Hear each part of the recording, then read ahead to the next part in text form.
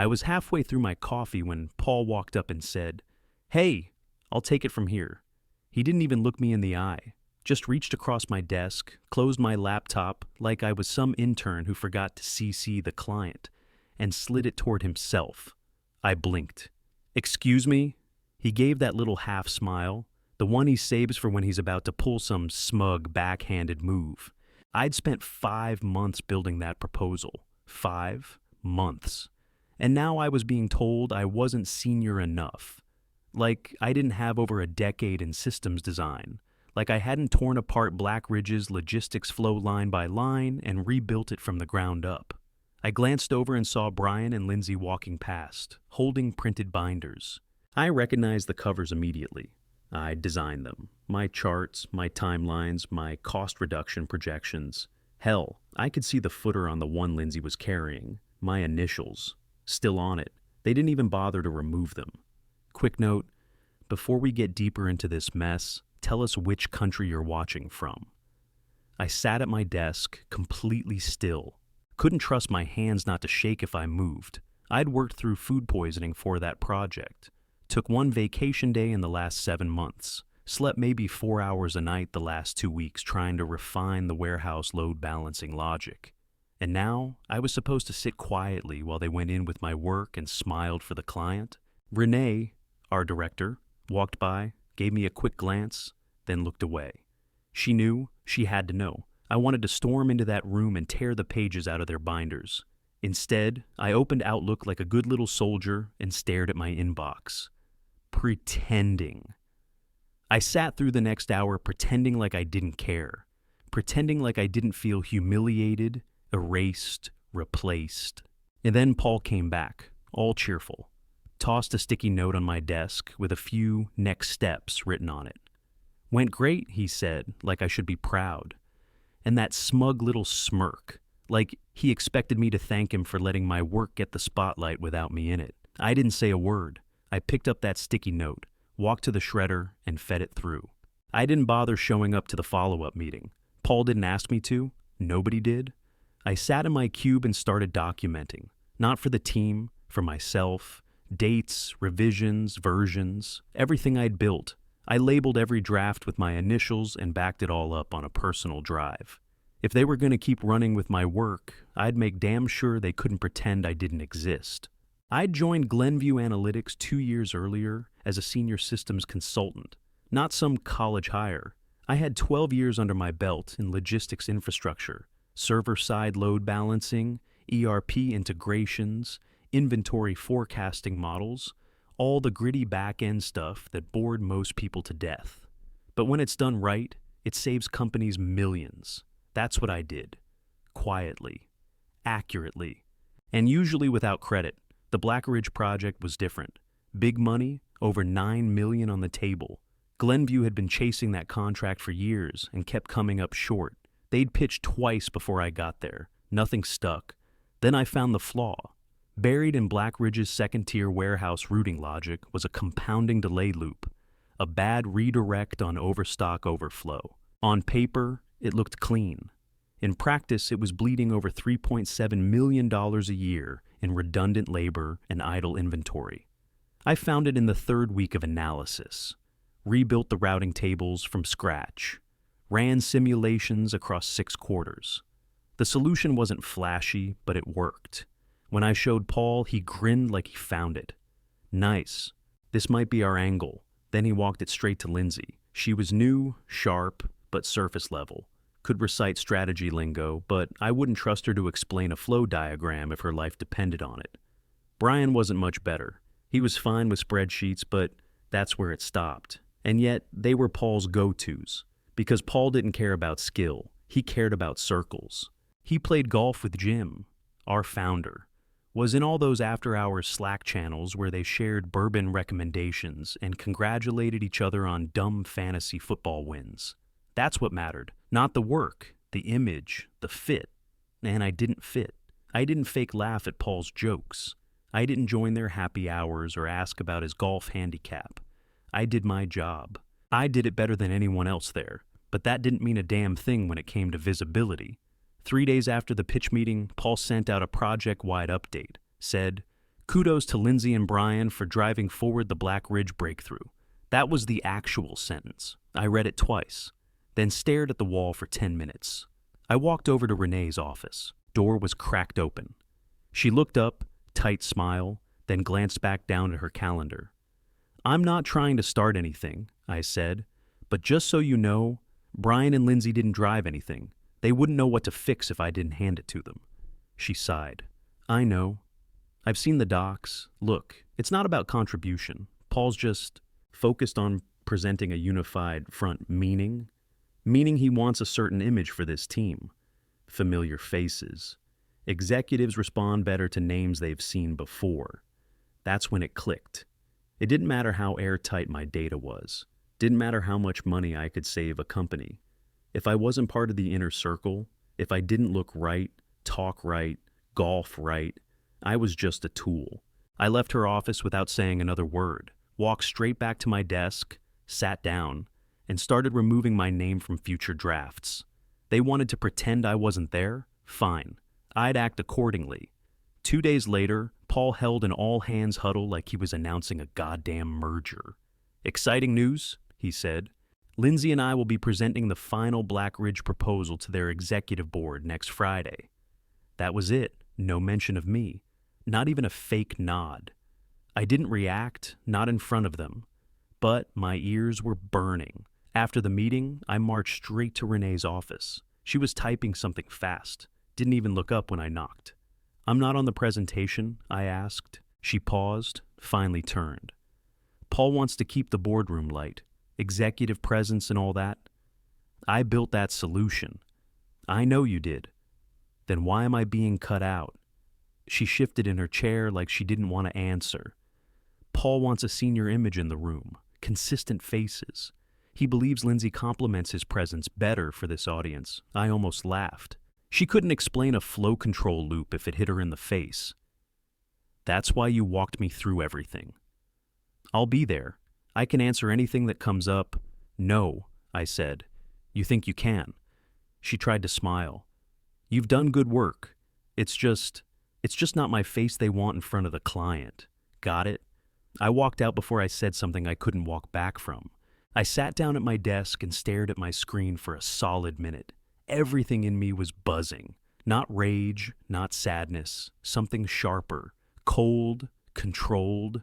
I opened the project directory, the optimization sequence, the one that actually solved the Black Ridge bottleneck, was in a modular file. I had built it clean, tight, isolated, easy to maintain, easy to remove. I highlighted it, hit delete. Gone. I didn't touch anything else. The report still looked solid. The diagrams, the charts, the flow visuals, all there. But without the actual sequence, it wouldn't hold up. Not in a real conversation. Not when the CTO started asking questions. And they would ask questions. Because Black Ridge wasn't some puff company. Their tech lead, Karen Miller, had a reputation. She was sharp, known for spotting BS in the first 5 minutes of a pitch. I didn't do it to blow up the deal. To them, it might look like sabotage. To me, it was protection. I just pulled back the one piece that proved I was the person who knew what the hell they were talking about. And honestly, it felt good. An hour later, Paul strolled by my desk like he didn't have a care in the world. Tapped twice on the side of my monitor. "Appreciate you laying the groundwork. Big day coming." I didn't even look at him, just nodded once. Renee sent over the final deck that night. Said she was looping me in for awareness. I opened it, scanned through, and saw my work plastered across every slide, every chart, every summary, every bullet point pulled straight from the documentation I'd written. Except now, the core was missing. I waited. Nobody noticed. They were so confident they didn't even double-check. Let them walk into that room blind. Let them feel what it's like to lean on something hollow. I didn't owe them an explanation. I owed myself a line in the sand, and I'd just drawn it. I sat at my desk, hands still on the keyboard, pretending to answer emails while my work was paraded across the screen in the conference room. Through the glass wall, I watched Paul click through my diagrams, my system flowcharts, my projections. He was talking big, pointing confidently, like he'd designed the damn thing himself. Lindsay was nodding along like a backup singer. Renee sat at the far end, watching the Blackridge team closely. Then I saw her, Karen Miller, CTO, Blackridge's top tech lead. Short hair, no nonsense, eyes like a hawk. She hadn't looked up much at all through the first half hour. But 35 minutes in, she leaned forward. Didn't say anything right away, just stared at one of the slides. Then she pointed. From where I sat, I couldn't hear what she said, but I saw Paul blink. His mouth opened, then closed, then opened again. He looked at Renee. She grabbed the printed packet, flipped a few pages, then paused.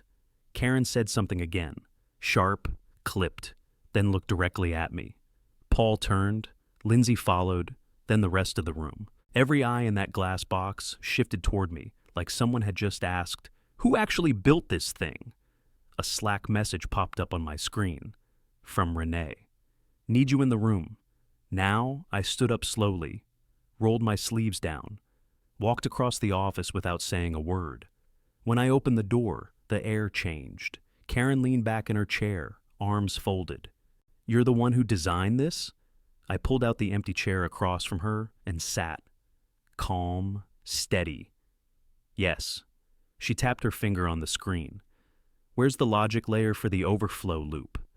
This shows projection, but not sequence." I nodded once.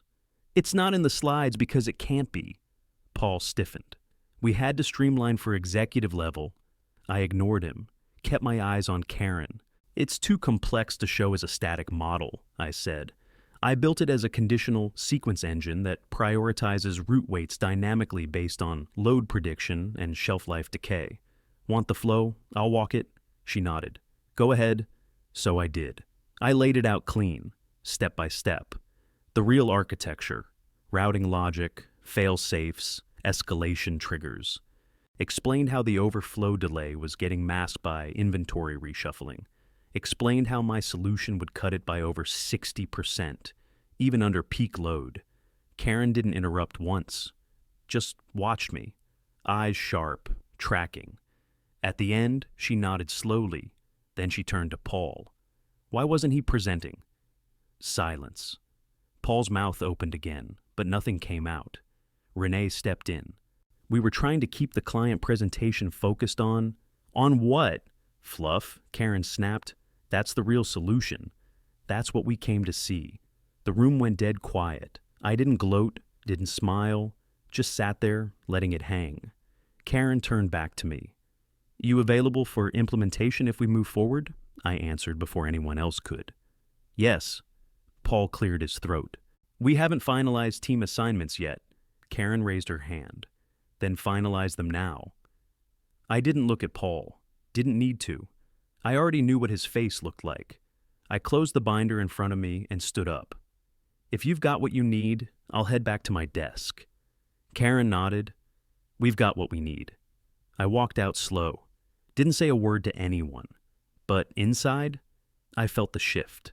They finally knew who the hell they were dealing with. I went back to my desk and sat down like nothing happened. My hands were steady, my face calm.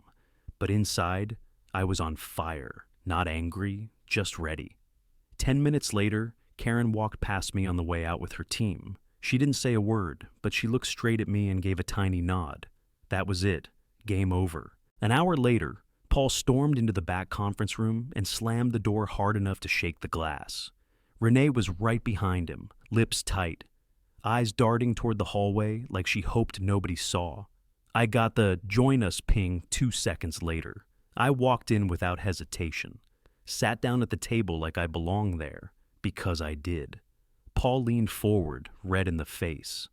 "You compromised the integrity of that meeting." I didn't flinch. "I fixed it." "You withheld part of the solution. You deliberately left out a critical section from the presentation deck. That's sabotage," Renee jumped in. "You should have brought this to us. We could have added it back in properly." I looked at her and said, clear as day, "If I had handed over the sequence, I'd have been erased." Again, she looked uncomfortable, shifted in her chair. "That's not fair."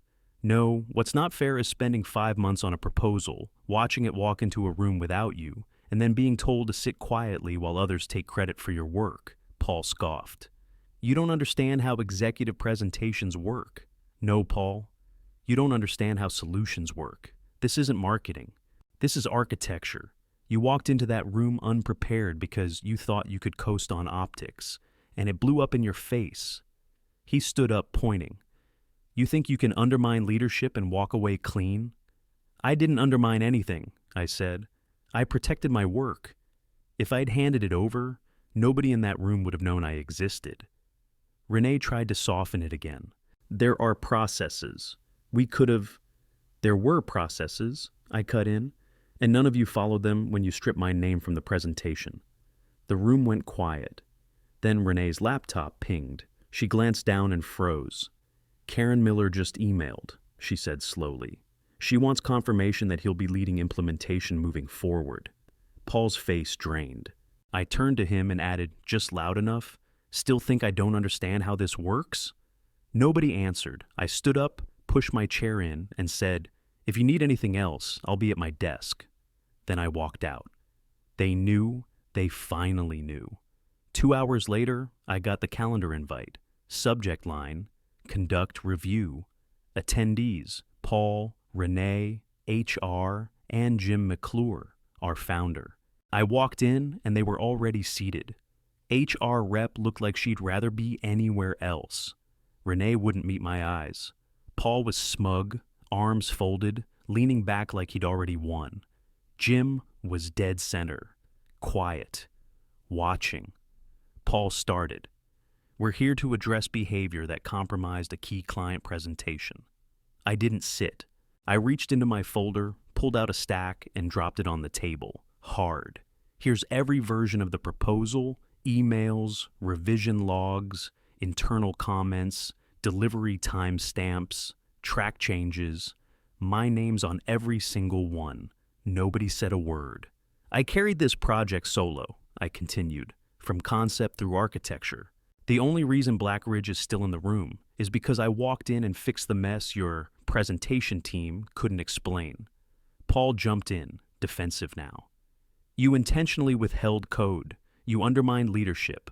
That's sabotage, plain and simple. I turned to Jim. No, it's not. It's the only move I had left. If I'd given them the final sequence, I'd be invisible right now. Again, Jim raised an eyebrow. Why not bring this to Renee? I did. She told me Paul wanted a certain image in the room. One I didn't fit. Renee shifted in her seat, voice low. You never said you planned to remove anything. I nodded. I didn't plan to, until I realized nobody was going to give credit where it was due. HR cleared her throat. Let's stay focused. Why remove the code? I looked straight at her. Because without it, nobody would know the truth. Paul scoffed. So now we're rewriting policy based on ego? Jim held up a hand. Enough. What's the fallout? HR glanced at her laptop, then blinked. Karen Miller emailed again. She said if he's not the primary implementation lead, they'll reconsider the partnership. Paul's mouth opened. Nothing came out. Jim looked at me. Is that accurate? She asked in the room, I said. I said yes. Paul started up again. This sets a dangerous precedent. We can't let people bypass leadership just because they feel slighted. Jim turned to him, cold. You're talking about precedent when we almost lost a $9 million client because you didn't know the material. Paul stiffened. I did what I thought was best for client optics. Jim leaned forward. And the client just told us who they trust. And it wasn't you. The silence that followed was loud. HR tried to steer it back. So what's the recommendation? Jim looked at me again. You willing to lead this all the way through?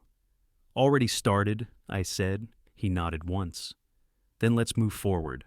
Paul's face went pale. He knew. The power had just shifted, and he wasn't holding it anymore. As the room cleared out, Jim didn't say much, just raised a hand and nodded toward the door. Stay a minute. I shut it behind the others and sat back down.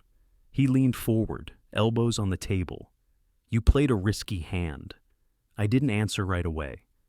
But it paid off, he said, finishing his own thought. He reached into his folder, pulled out a fresh project brief, and slid it across the table. As of now, Paul's off the Black Ridge account, effective immediately. From here on, you report directly to me. That landed. I kept my face still, but inside, everything shifted. Jim continued. You deliver this clean. I'll revisit your title and your compensation. Make it reflect the work you've already been doing. Appreciate that, I said, steady. He gave a quick nod. Keep it tight. And don't let your ego get in the way. Wasn't ego, I said. It was leverage. He didn't disagree. A week later, the finalized Black Ridge contract hit legal. Word came down fast. I had to be listed by name as the project lead, not representing Glenview, not team liaison. Me, direct. Legal flagged it, called it unusual. Karen didn't care. She also added a clause, buried in the last paragraph, that if Glenview failed to support the project properly, I'd be allowed to consult independently on behalf of Black Ridge. Jim called that part out in our next meeting. You see this? He tapped the clause. Yeah. She wrote in and out. For me, I said. He let out a low breath, leaned back in his chair. That's loyalty you don't earn. That's loyalty you prove. I nodded. So let's prove it. We negotiated that afternoon. Title upgrade, contract bonus percentage, reporting structure. I didn't hold back. And to Jim's credit, he didn't fight me on any of it. By the end of the week, my title read Technical Program Director. I was pulled into strategy calls, given headcount authority, loop access, bonus shares secured in writing.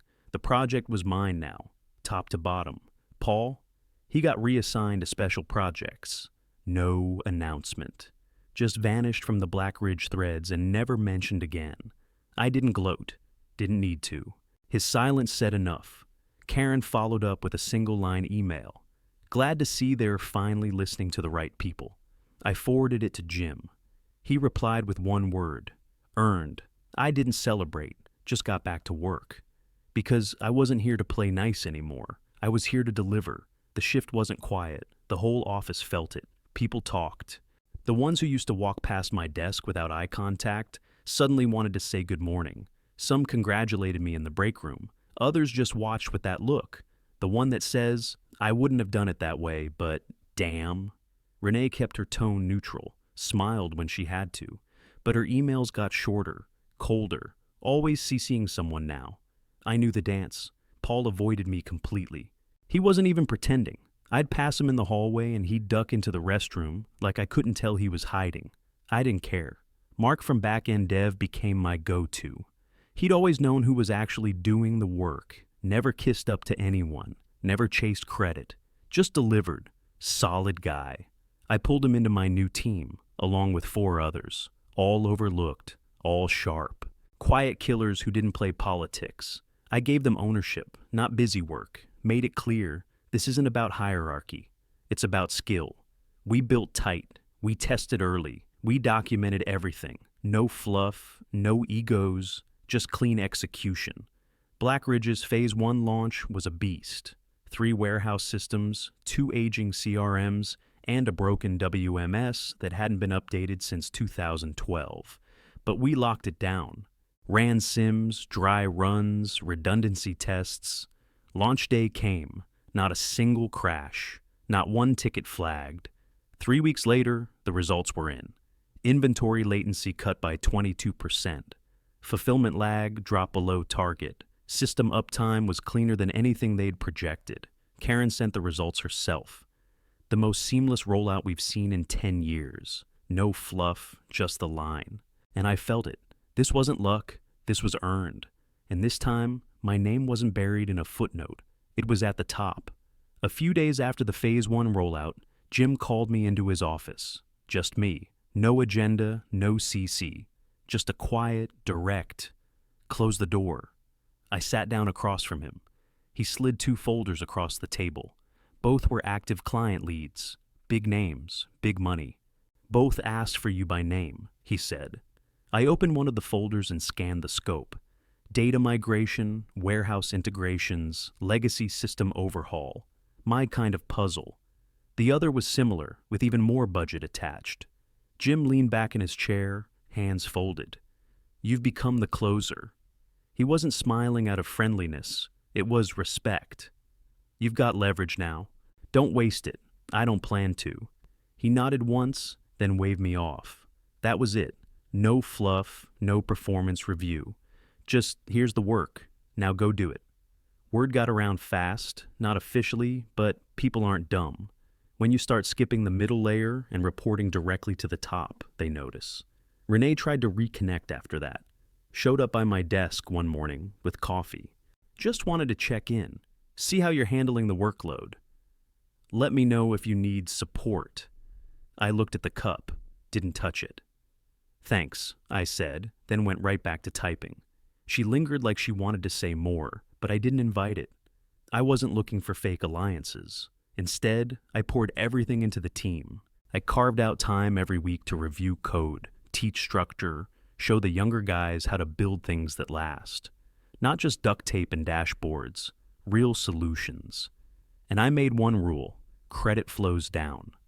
If someone wrote the logic, their name went on the file.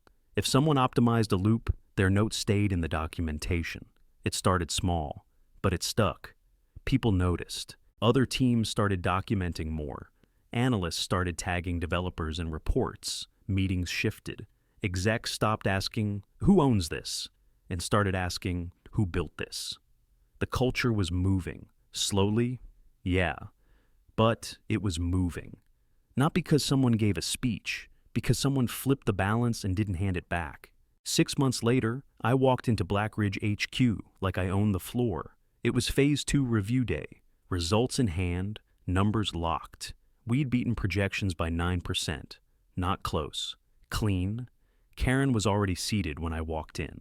She gave that tight, satisfied smile, then nodded toward the screen. Let's see it. I walked through the numbers. Every benchmark, every system check, every logistics gain. She didn't interrupt once, just listened. She knew. When I finished, she glanced around the table, then back at me. Your team delivered, she said. You delivered. I turned and looked at them. The 4 guys I'd pulled from dead-end roles and side projects. Now they were known across 3 departments. Their names got mentioned in meetings now. They got pulled into planning, not just cleanup. I gave them the nod. They earned that. As we wrapped, Karen stood and walked with me toward the elevator. No small talk. Just business. Right before I stepped in, she handed me her card again. Still stands, she said. If Glenview ever stops appreciating you. I smiled. They've got a better track record now. Back at the office, Jim met me at the door with a handshake. First time he'd ever done that. You're not just technical lead anymore, he said. You're the model now. I didn't say anything, just nodded, because I knew it. Not because I played politics better, not because I talked louder, but because when it mattered, I stopped letting people walk over me. Because I flipped the table and made them listen. That one decision, to hold my ground, rewrote everything. For me, for my team, maybe even for the whole damn company. And if Paul's still bitter about it, good, let him be. I've got work to do.